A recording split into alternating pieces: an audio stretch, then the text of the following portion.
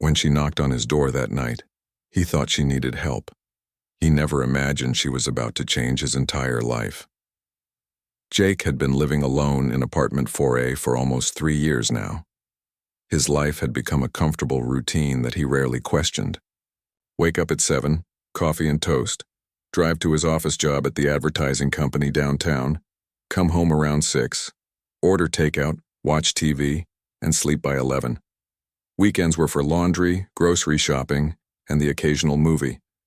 The divorce had been finalized 2 years ago, and while it wasn't bitter, it had left him feeling cautious about getting close to people again. His friends kept telling him he needed to get back out there, but Jake wasn't ready. He preferred his quiet life, his predictable schedule, and the safety of not having to worry about anyone else's feelings or needs.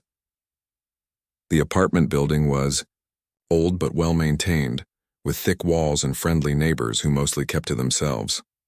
Mrs. Chen from 4C always smiled when they passed in the hallway. The college student in 4D played his music too loud sometimes, but never past 10 p.m. The elderly gentleman in 4B had lived there for 20 years and always had interesting stories about the neighborhood's history. Then Mr. Peterson moved out of 4B, and everything changed. The moving trucks arrived on a Saturday morning in early September.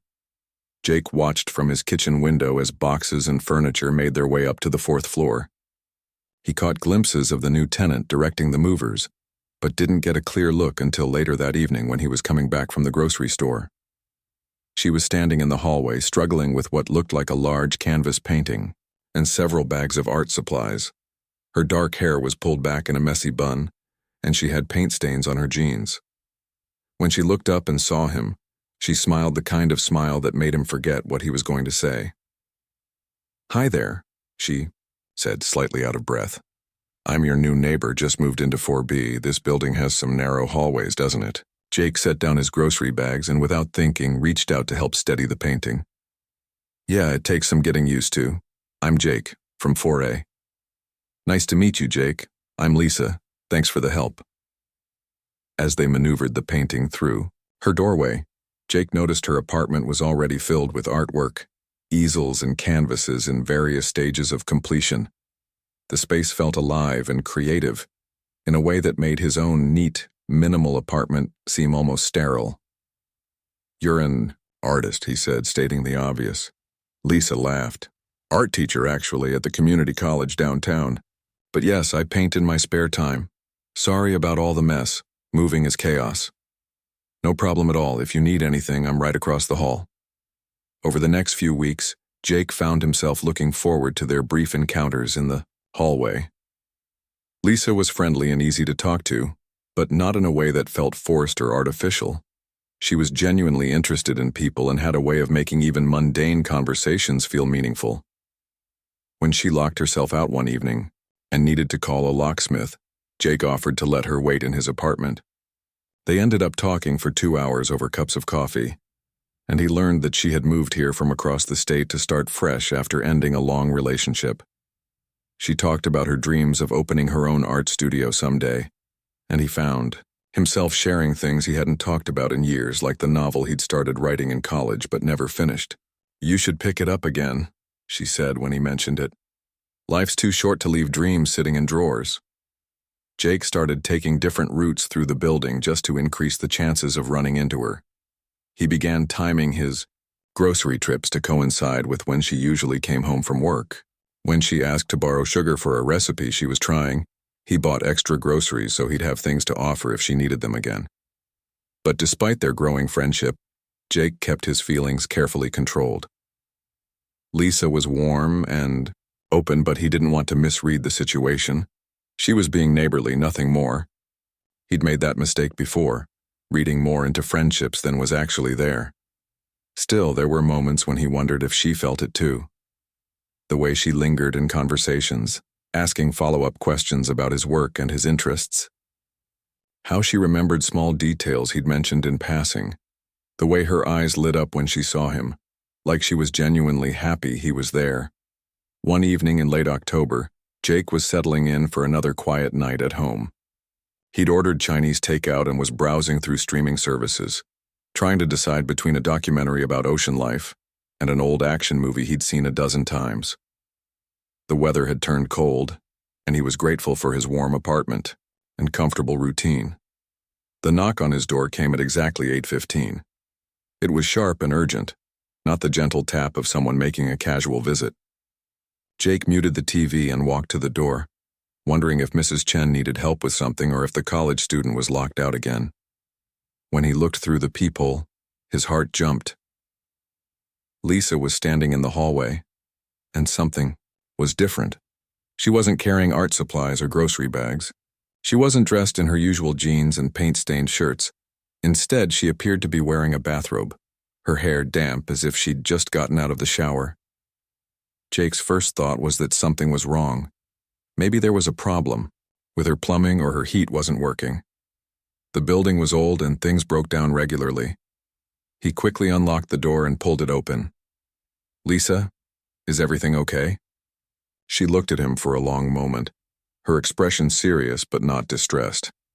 There was something in her eyes he'd never seen before, a kind of determined vulnerability that made his pulse quicken. "Can I come in?" she asked quietly.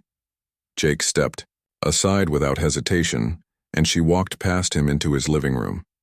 The familiar scent of her shampoo filled the space, and he noticed her hands were trembling slightly. Whatever was happening, this wasn't about broken pipes or heating problems. She turned to face him, and Jake saw something in her expression that changed everything. This wasn't the friendly neighbor asking for a favor. This wasn't the art teacher making polite conversation in the hallway. This was something else entirely, something that made his comfortable, predictable world suddenly feel like it was about to shift in ways he couldn't imagine. Jake closed the door behind her and turned around, his mind racing with possibilities. Maybe her apartment was flooded. Maybe someone had broken in. Maybe she was sick and needed help. But when he looked at Lisa's face, none of those explanations seemed right. She was standing in the middle of his living room, looking around as if seeing it for the first time. The Chinese takeout container sat on his coffee table next to the remote control. The documentary he'd been about to watch was paused on the screen, showing a bright blue ocean scene. Everything looked exactly the same as it had 5 minutes ago, but somehow the entire atmosphere of the room had changed. "Lisa, what's going on?" Jake asked gently. "Are you okay?"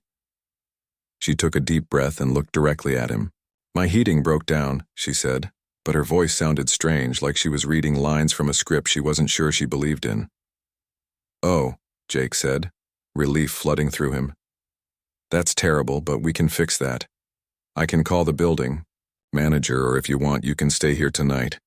I have extra blankets, and the couch is pretty comfortable." Lisa smiled, but it wasn't her usual bright, easy smile. This one was softer, more uncertain. "Jake," she said, "that's not really why I'm here." He waited, not sure what to say. The room felt smaller somehow, like the walls had moved closer, together. The only sound was the quiet hum of his refrigerator and the distant traffic from the street below. "I've been thinking about this for weeks," Lisa continued, her voice getting stronger. "About us. About what happens when we talk in the hallway, or when we had coffee that night when I was locked out. There's something here, isn't there?" Jake's heart started beating faster. He'd felt it too, but he'd convinced himself he was imagining things. After his divorce, he'd become an expert at talking himself out of believing that anyone could be interested in him romantically. "I thought maybe I was making it up," he said honestly. "I mean, you're this amazing, creative person, and I'm just..." "Just what?" Lisa interrupted. "Just kind and thoughtful and funny? Just someone who actually listens when I talk about my dreams? Just the person who makes me look forward to coming home every day?" Jake stared at her. In all his careful analysis of their friendship, he'd never considered that she might be feeling the same uncertainty, the same hope, the same fear of ruining something good by wanting more. "I see the way you look at me," Lisa said, taking a step closer. "When you think I'm not paying attention, and I feel something too. Something I wasn't expecting to feel again." "Lisa, Jake started, but he didn't know how to finish the sentence.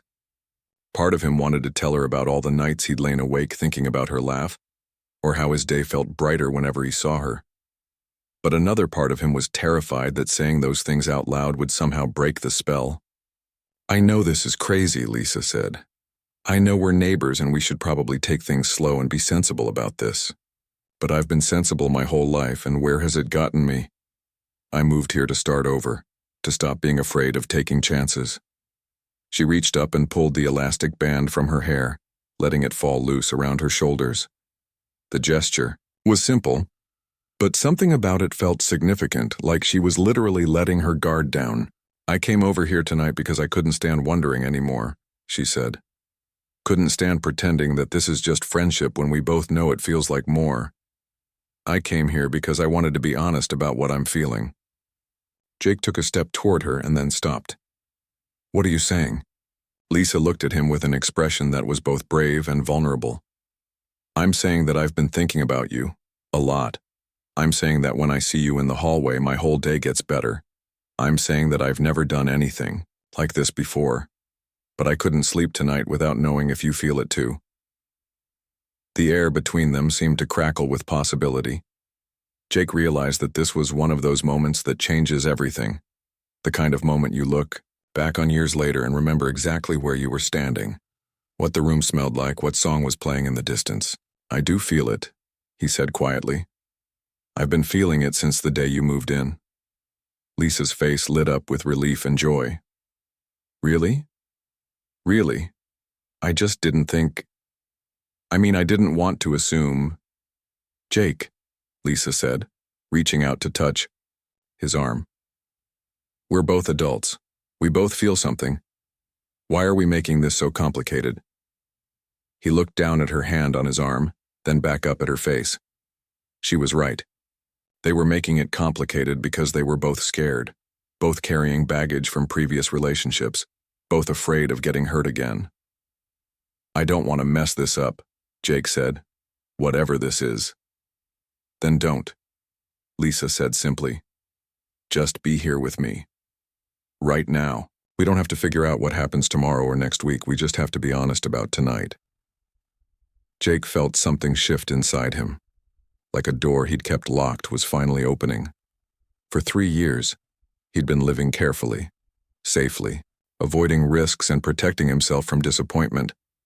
But standing here with Lisa, seeing the courage it had taken for her to come to his door and say these things, he realized that safety wasn't the same thing as happiness. "Okay," he said, and the word felt like a promise. "Let's be honest about tonight." What happened next wasn't what Jake had expected. He'd imagined that if something ever developed between him and Lisa, it would be awkward at first, full of uncertainty and second-guessing. Instead, it felt like the most natural thing in the art world. They talked. Not about the heating in her apartment or the weather or any of the safe topics they usually covered in the hallway. They talked about real things, important things, the kind of conversation that happens when two people decide to stop pretending they don't care about each other. Lisa told him about her last relationship, how it had ended not because of any big fight or betrayal, but because they'd simply grown into different people who wanted different things. She talked about how scared she'd been to move to a new city where she didn't know anyone, and how surprised she was to discover that she actually liked being independent. "I thought I needed someone to feel complete," she said, curled up on one end of his couch while he sat on the other end, facing her. "But living alone taught me that I'm actually pretty good company for myself. The problem was, once I figured that out, I started wondering if I'd ever want to share my life with anyone again." Jake understood exactly what she meant.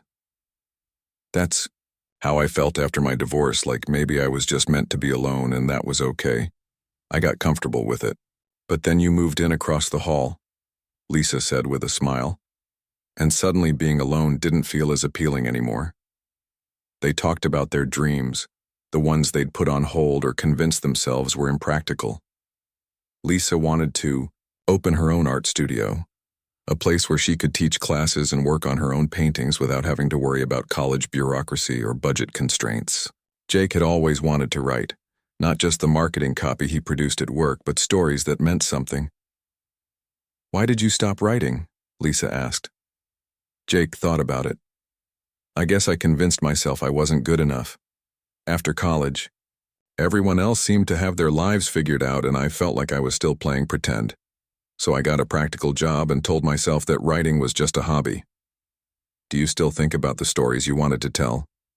Every day, Jake admitted, surprised by his own honesty. There's this one story I started in college about a guy who finds these old letters in his grandfather's attic, and each letter leads him to a different person whose life his grandfather had touched. I had this whole plan for how it would end, but I never finished it. Lisa's eyes lit up. That sounds amazing. Why don't you work on it now? I don't know. Fear, I guess. Fear that it won't be as good as I imagined it could be. But what if it is? Lisa asked. What if it's even better? They talked about their families, their childhoods, their biggest mistakes and greatest hopes. Jake learned that Lisa had always felt like an outsider in her small hometown, the artsy kid in a family of engineers and accountants. Lisa discovered that Jake had been the responsible older brother who'd spent so much time taking care of everyone else that he'd forgotten to figure out what he wanted for himself. As the night wore on, they moved closer together on the couch, not in a calculated way, but naturally, the way people do when they're having the kind of conversation that makes you forget about physical space and social conventions. Can I tell you something? Lisa said around midnight, her voice soft in the dim light of his living room. Anything. When I was getting ready to come over here tonight, I changed my mind about 6 times. I kept thinking, what if I'm wrong about this? What if he's just being friendly? What if I make things weird between us and then I have to see him in the hallway every day, knowing I embarrassed myself? Jake reached out and took her hand. I'm glad you came anyway. Me too. But Jake, I need you to know that this isn't just about tonight. I mean, I'm not the kind of person who does things like this casually. When I told you I've been thinking about this for weeks, I meant it. I've been thinking about what it would be like to really know you, not just as the nice neighbor across the hall, but as someone important in my life. Jake felt his throat tighten with emotion. Lisa, I haven't felt this way about anyone in years. Since before my marriage, honestly. I'd forgotten what it felt like to want to share things with someone, to look forward to seeing them, to care about their day and their dreams and their happiness. So, what does that mean? Lisa asked. For us, I mean. Jake considered the question. A few hours ago, his life had been predictable and safe and ultimately lonely, even though he'd convinced himself he was content. Now, sitting here with Lisa, he felt like he was waking up from a long sleep. I think it means we take this seriously, he said. I think it means we stop pretending we're just neighbors and start figuring out what we could be to each other. Lisa smiled, the kind of smile that made him understand why people wrote songs about falling in love. I'd like that. They talked until 3 in the morning, sharing stories and dreams and fears they'd never told anyone else. When Lisa finally said she should go back to her own apartment, neither of them wanted the night to end. This doesn't feel like a first date, Jake said as they stood by his door. No, Lisa agreed. It feels like we've been building up to this conversation for months, and tonight we finally had the courage to have it. Jake opened his door, and they stood in the doorway for a moment, neither wanting to break the spell of the evening.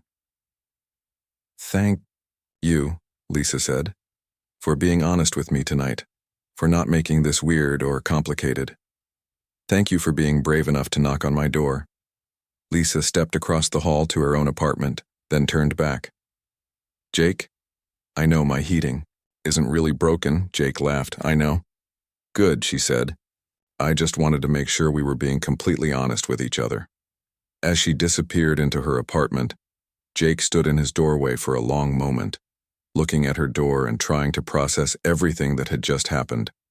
His quiet, predictable life had just become something entirely different, and for the first time in years, he couldn't wait to see what came next. The morning after their long conversation, Jake woke up feeling like the world had shifted on its axis. For a moment, lying in bed watching the sunlight filter through his bedroom curtains, he wondered if the entire evening had been a dream. But then he heard Lisa moving around in her apartment across the hall, and he smiled, remembering every word they'd shared. The first week after that night was like living in a bubble of happiness that Jake hadn't experienced since he was a teenager. with his first serious crush. They had coffee together every morning before work, talked for hours every evening, and spent the entire weekend exploring the city together like tourists in their own hometown. But by the second week, reality started creeping in. It began with small things. Mrs. Chen from 4C started giving them knowing looks when she saw them together in the hallway.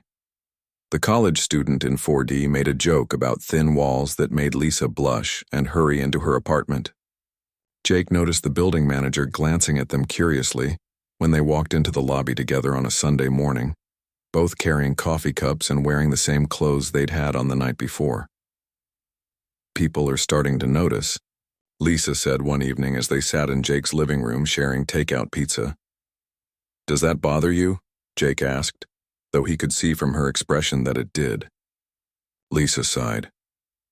"It shouldn't. We're both adults. We're not doing anything wrong. But I keep thinking about work. You know how people talk. If word gets back to the college that I'm involved with someone in my building, they might start wondering about my judgment or my professionalism." Jake understood her concern, but it stung a little. "So what are you saying? That we should keep this a secret?" "No, that's not what I mean. I just think maybe we should be more careful about how obvious we make it." The conversation left them both feeling unsettled. Jake found himself overthinking every interaction they had in public spaces. Should he wait a few extra minutes before leaving his apartment if he heard her in the hallway? Was it weird that they were grocery shopping together? Were they moving too fast? The doubts multiplied when Jake's brother called for their monthly check-in phone call. "You sound different," his brother said after they'd covered the usual topics of work and weather. "Happy, but also kind of stressed. What's going on?" Jake hadn't planned to tell anyone about Lisa yet, but he found himself sharing the whole story. His brother listened without interrupting, which was unusual for him. "So let me get this straight," his brother said when Jake finished. "You've known this woman for 2 months, you've been dating for 2 weeks, and you're already talking about being careful not to seem too involved? Jake, that's not how healthy relationships work." "What do you mean?" "I mean, either you like each other enough to be proud of being together or you don't. This tiptoeing around and worrying about what other people think sounds like the kind of thing you used to do with your ex-wife. Remember how that turned out?" The comment hit harder than Jake expected. He'd spent years walking on eggshells in his marriage, always trying to anticipate his ex-wife's moods and reactions, never quite feeling like he could be himself. He'd promised himself he wouldn't do that again. Meanwhile, Lisa was having her own crisis of confidence. Her sister called from their hometown, full of excitement about a family wedding they were planning. "You should bring someone," her sister said. "It's been 2 years since you broke up with Tom. Isn't there anyone you're interested in?" Lisa found herself hesitating. "Maybe. It's complicated." "Complicated how? Is he married? Is he your boss? What's the complication?" "He's my neighbor." Her sister laughed. "That's not complicated, that's convenient. What's the real issue?" Lisa tried to explain her concerns about moving too fast, about people talking, about protecting her professional reputation. But as she said the words out loud, they sounded hollow and scared. "Lisa," her sister said gently, "you've always been the careful one. The one who plans everything and thinks through every possible consequence. But sometimes the best things in life happen when you stop planning and start living." The conversation stayed with Lisa for days. She realized she was doing exactly what she'd done in her previous relationship, creating problems that didn't really exist because she was afraid of being hurt. The turning point came on a Thursday evening when they ran into Jake's coworker in the grocery store.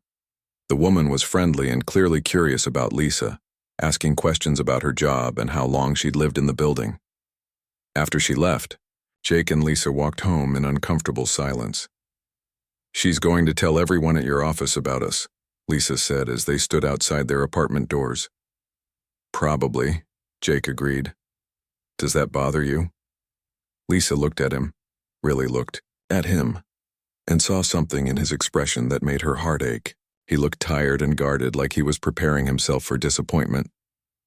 "Jake, are you happy?" she asked. The question caught him off guard. "What do you mean?" "I mean, when you're with me, when we're talking or laughing or just sitting together watching a movie. Are you happy? Of course I am. Lisa, you make me happier than I've been in years. Then why are we doing this to ourselves? Lisa asked. Why are we looking for problems that don't exist? Why are we letting other people's opinions matter more than what we know is true? Jake stared at her, and she could see him processing the question. Because we're scared, he said finally. Yeah, Lisa agreed. We're scared. But Jake, I'm more scared of losing this because we're too afraid to fight for it than I am of what people might think or say. They stood there in the hallway, looking at each other, and Jake felt something click into place. All the doubts and complications and concerns suddenly seemed less important than the simple truth that he cared about this woman, and she cared about him. So what do? Jake asked. Lisa smiled, and for the first time in days it was her real smile, bright and fearless. We stop apologizing for being happy. We stop hiding. We stop letting fear make our decisions for us. That sounds scary, Jake said, but he was smiling too. Good, Lisa said. The best things usually are. 3 months after that conversation in the hallway, Jake and Lisa faced the kind of test that either breaks a relationship or proves it's built to last. Lisa's phone rang on a Tuesday morning in January while they were having their usual coffee, together before work. She glanced at the caller ID and frowned. It's the dean's office, she said, looking puzzled. I wonder what this is about. Jake watched her face change as she listened to whoever was on the other end of the line. Her expression went from confusion to surprise to something that looked like excitement mixed with terror. Yes, she said finally. Yes, I'm definitely interested.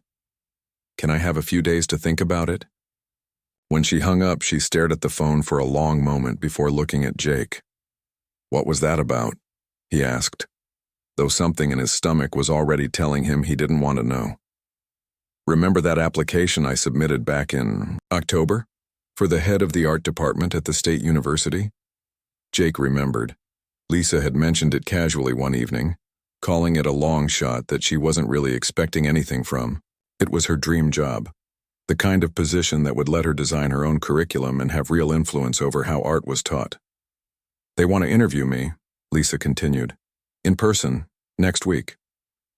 That's amazing, Jake said, and he meant it, even though his heart was sinking. You deserve this, Lisa. You're an incredible teacher. Jake, Lisa said softly, the job is in another state. If I got it, I'd have to move. The words hung in the air between them like a challenge. 3 months ago, Jake might have immediately started planning how to handle a long-distance relationship, or worse, started preparing himself for the inevitable end. But 3 months ago, he'd been a different person. Are you going to take the interview? He asked. I don't know, I want to, but... She trailed off, looking at him with an expression he couldn't quite read. But what? But I don't want to leave you. I don't want to leave this. I've never felt this way about anyone before, Jake. The thought of being hundreds of miles away from you makes me feel sick. Jake felt his chest tighten with emotion. Part of him wanted to tell her not to go, to stay here with him where they could continue building whatever this was between them. But he knew that wasn't fair, and more importantly, he knew it wasn't what love looked like. Lisa, he said, taking her hands in his, you have to take the interview. I don't have to do anything. Yes, you do. This is your dream. This is what you've worked for your entire career. I can't be the reason you don't even try for it. Lisa's eyes filled with tears. But what about us? It was the question Jake had been dreading, but now that it was out there, he realized he already knew the answer. Over the past 3 months, Lisa had changed his life in ways that went far beyond romance.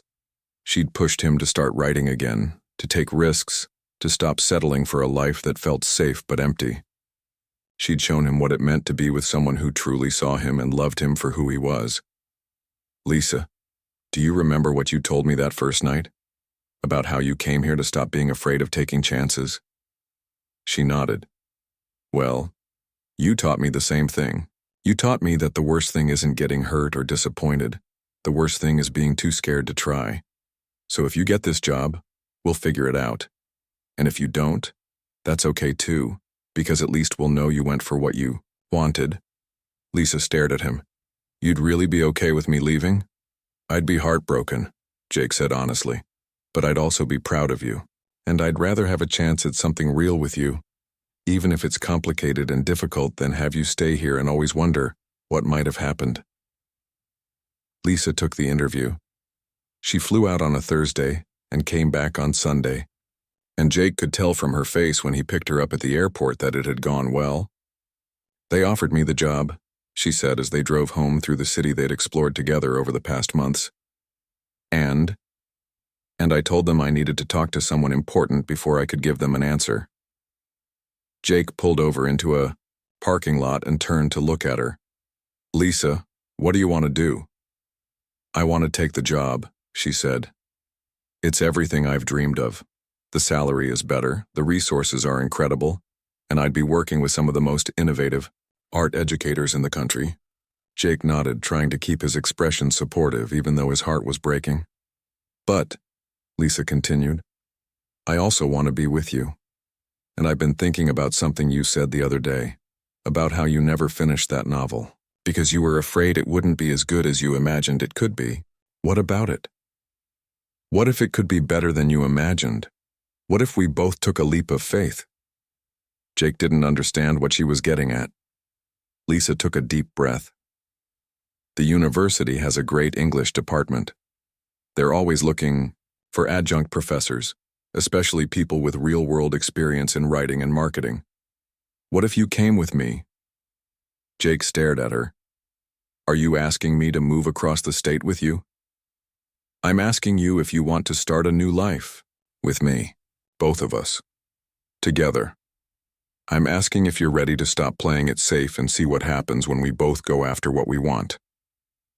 Jake thought about his apartment, his job, his comfortable routine. Then he thought about the novel sitting unfinished in his desk drawer, about the dreams he'd put on hold, about the way Lisa made him feel like anything was possible. "Yes," he said. "Yes, I want to do that with you." Lisa threw her arms around him, laughing and crying at the same time. "Really? Really? But Lisa, are you sure about this? We've only been together for 3 months. This is a big risk." Lisa pulled back and looked at him with that same fearless expression she'd had the night she knocked on his door. "Jake, everything worthwhile is a big risk. But I'd rather take this risk with you than play it safe with anyone else." 6 months later, they were living in a small college town, Lisa running her new department and Jake teaching part-time while working on his novel. It wasn't always easy. There were moments of doubt, times when they missed their old life, days when the stress of new jobs and a new city made them snappy with each other. But there were also mornings when Jake woke up and couldn't believe how lucky he was. There were evenings when Lisa came home excited about a new project or student, and Jake felt proud just to be part of her life. There were quiet Sunday afternoons when they'd sit together, Lisa working on her paintings and Jake writing, both of them doing what they loved in the same space.